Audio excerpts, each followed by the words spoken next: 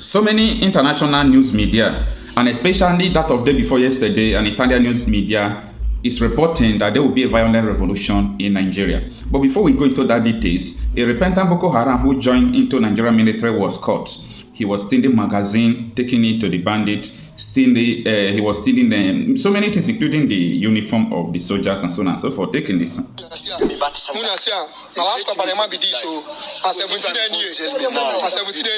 It is ammunition. Oh, but talk waiting. It's still my ammunition. That one not one. It's still my SF clothes. That one not one. It's still my fragmented jacket. Muna see na 17 any. You like this now? You say 4 magazine. This thing by you. 4 magazine. 4 magazine 9. You want to talk to all of us. If I'm no forward. If I'm no forward. The same unit to the same 35 battalion. One of us. All of us. 35 battalion. We don't lose guard. See under 8 div. See mo. Senior man, last couple of Nigerian army. This army don't do anything. What is it for you? Na magazine. It is your magazine. Yes, it is your magazine. 30 rounds. 30 rounds. Go there. They are mountain side jacket. You go sell and go give bandits. See, you go sell and go give bandits. And now follow soldier. We go think say now follow soldier. We know say na enemy where you. See, issue. Good afternoon, everyone. Today is Sunday, 22nd day of September 2024.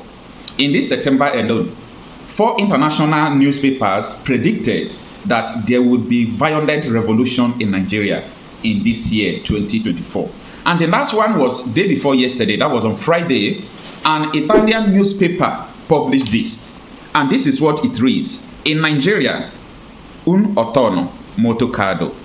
What it means in Nigeria, an autumn that is very hot. An autumn is a weather, it's like atmospheric condition. Like we have summer, we have rainy season in Nigeria. And autumn is another season. I know that you know about that. Now, but there is a connotation to this newspaper. And I think you should go and Google it and read the translated version of it. Very important. Now, what a hot autumn means in Italian language is that something happened in Italy a very long time ago, and that is what I want to explain to you. In the year 1969, hot autumn means a revolutionary period. It is a period in the history of the Italian Republic marked by workers' union struggles that developed from the autumn of 1969 in Italy. From this, social movement was born, the worker status. So, when the newspaper report that there is a very hot autumn in Nigeria, it means there will be or there is a violent uprising in Nigeria. Now, my question is this. If people from outside the country are seeing violent revolution in Nigeria, they are seeing all kind of things in Nigeria, tell me, what are we seeing ourselves? Are we dreaming? I hope we are not going to wake up and everything is over. I hope we are not going to wake up one day and we say that a war has been declared in Nigeria. I hope you will not close your eyes and wake up. Before you wake up, what you do not expect is already going on, because there are so many voices now in the wilderness crying to people. This is a failed country. Something great, something you do not expect is coming, because people cannot continue to die for nothing. People cannot continue to fold their hands while seeing government who are supposed to protect them coming against them. Now, I want to run this newspaper for you, the translated version. Now, as I explained to you the meaning of hot autumn, it means a revolutionary period. And I explained to you the connotation of it in Italian language. Now, let me read the articles. It reads that what happened when the minimum wage is halved and when the cost of gasoline and electricity increase suddenly? What happens when education is underfunded, unemployment skyrockets, and basic goods becomes unaffordable? This is the situation in Nigeria, the most populous country in Africa, and a nation that was until recently one of the strongest economies on the continent. But now the situation is more complicated, and young people are at the forefront of protests. Youth have taken to the streets demanding more investment in education and a decent minimum wage. They are ready to restart their protests despite government repression. A week of protests began in the mid-August and was sparked by the government's decision to remove fuel subsidies.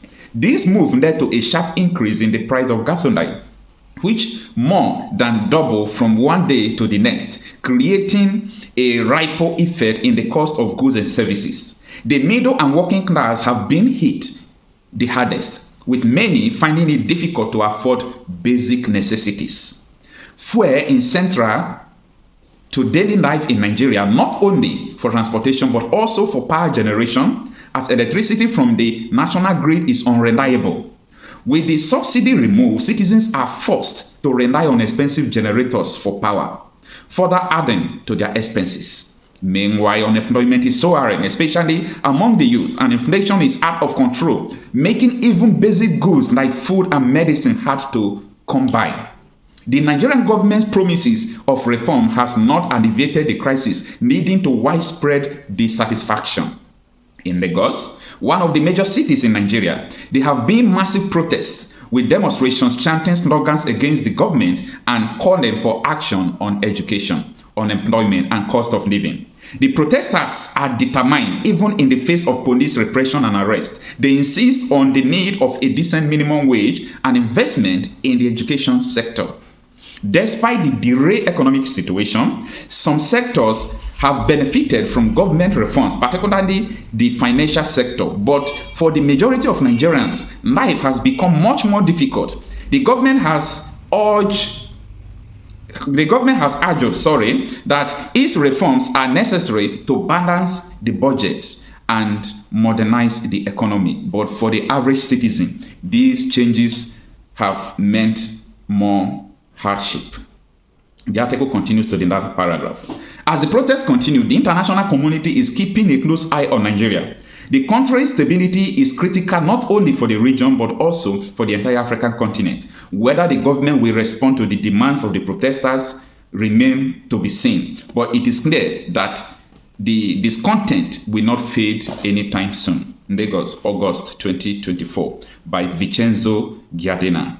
So this is the article that you are seeing now. You can go and Google it for the translated version. But there is something I want to say about all these shenanigans, about all these situations. You see, international communities, newspapers, foreign newspapers, they are reporting this in different languages, telling us what is going on in Nigeria. But Nigerians that these things are happening to, they fail to wake up. Why is it that we fail to wake up? What is going on? What is happening to you people?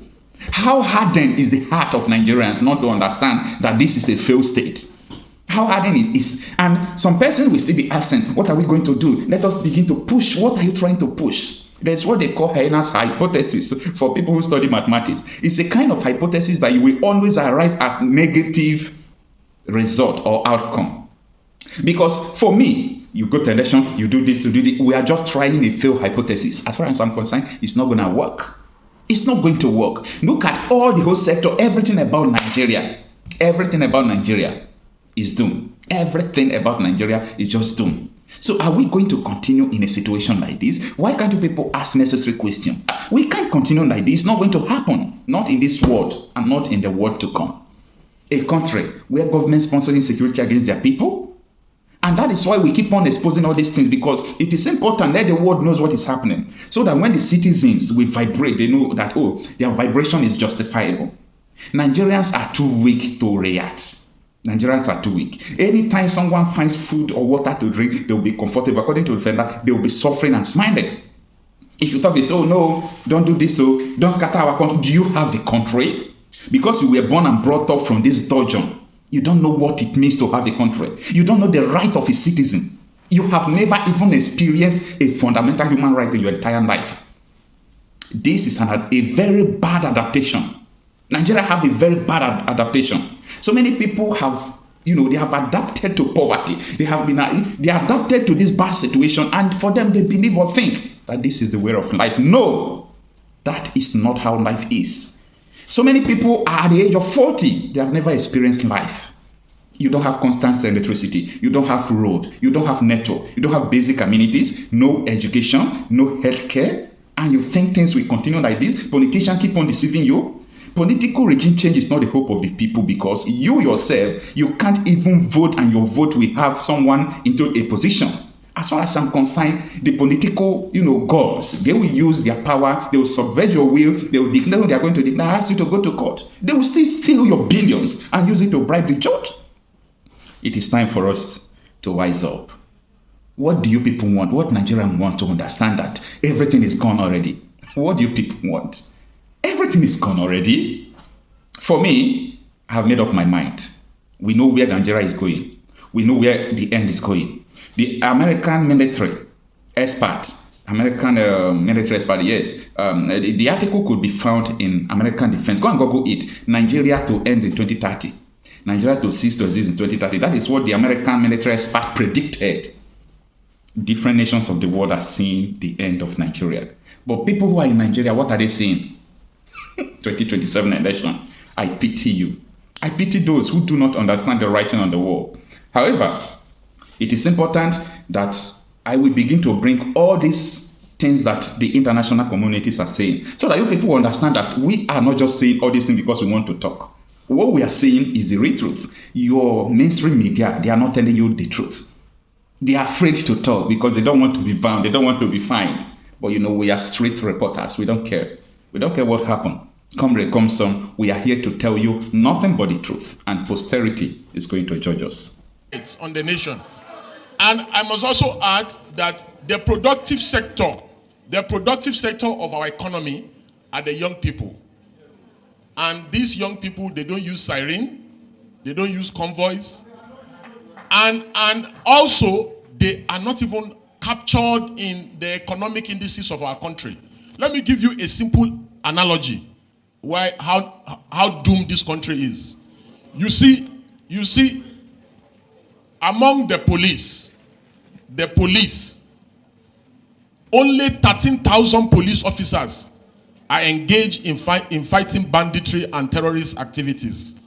13,000. But go to the first CID, go and check. You can even use FOI to check this. 130,000 are following big men up and down. 130,000 are following big men up and down. In the Senate alone, and that's Senate and House of Reps alone, there are 3,600 police people attached to these jobless senators and House of Rep people.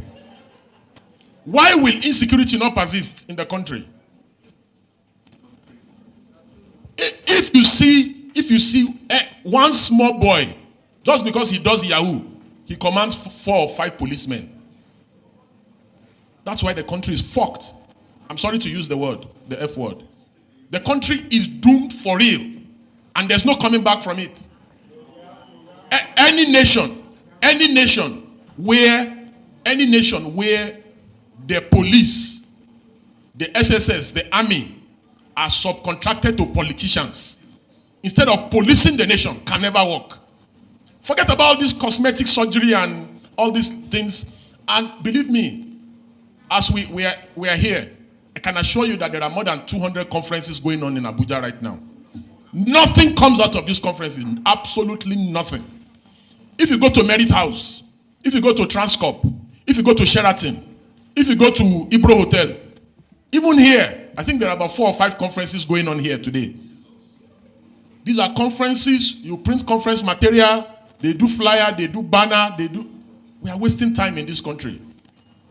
Nigeria needs active citizens who will just wake up early in the morning on a faithful Wednesday or Thursday or Friday and occupy the entire nation and demand for reform and demand that these armed robbers, these buccaneers who are in the National Assembly, that they must stop stealing. A situation where you have the national budget, and 80% of the national budget is stolen. Is stolen. Blatantly stolen. And you expect me, you tell me that things can work. A situation where in a country, somebody stands in a church and says, lion carried him on his back. And people actually believe. People believe. So how do you want such a nation to work?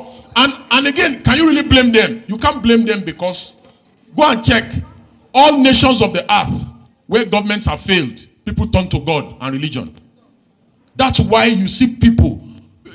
Are you not surprised that Nigerians are calling on God of Israel? Israel is calling on Iron Dome for protection.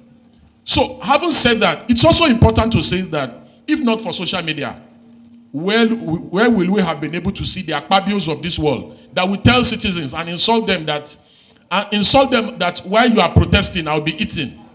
You know, if not for social media, how would we have seen Yabelo resisting arrest by EFCC? If not for social media, how will we have been able to see the First Lady fooling around planting something in her backyard? And that is the only way to develop an economy. If not for social media, how will we have been able to know the abracadabra of Dangote and the NNPC and all their wuru-wuru? If not for social media, how will we have been able to see the miracle of off your mic? You remember when the other man was accused of stealing 80-something billion naira, and he suddenly, immediately they started asking him questions in the National Assembly. He fainted. You know, if not for social media, how will we have been able to see the exposure of tribal bigots online who tells Igbos not to vote in Lagos in their own country on election day? If not for social media, how will we have been able to see the level of brigandry during elections and electioneering, where Edo election is just coming up in a few days. The last election in Edo, a reporter was reporting that APC is sharing 5,000. PDP is sharing 5,000.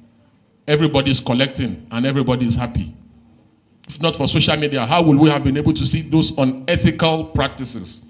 Again, if not for social media, how will we have been able to see the young man from China who exposes corruption and skill, the lecturer from Kanu, Dambelo, who is Tinubu's friend? If not for social media, how will we have been able to see that? If not for social media, how will we have been able to see the APC national chairman, Gandola, stuffing his Babariga with dollars? This is what they want to regulate. Don't allow them to regulate social media. Social media remains the conscience of the citizenry. If not for social media, how will you have been able to know that they have renamed Nigeria Federal Republic of Rice? Every problem, they believe that rice is the solution. If not for social media, finally, I know my time is up, and I'm so sorry. If not for social media, how will we have been able to harness the power and the dynamism of the youth during End SARS, End Bad Governance, and other social changing events? Social media has become a tool of mobilization. The reason why the government is so scared and why they did everything humanly possible to stop protests and agitation is because they know. And the reason why they target social media is because they know the power that social media wields, and they intend to stop the power. And in closing, if not for social media, how will we have been able to know all the exposures of corruption in the society?